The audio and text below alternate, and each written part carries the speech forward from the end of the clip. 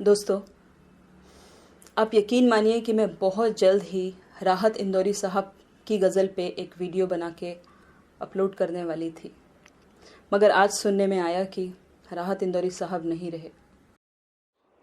आज मैं आपको सुनाने जा रही हूँ राहत इंदौरी साहब की चंद बहुत ही खूबसूरत lines as a tribute to Rahat Indori.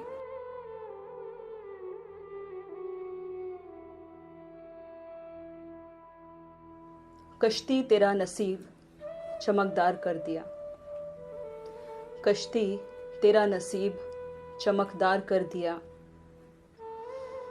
इस पार के थपेड़ों ने उस पार कर दिया।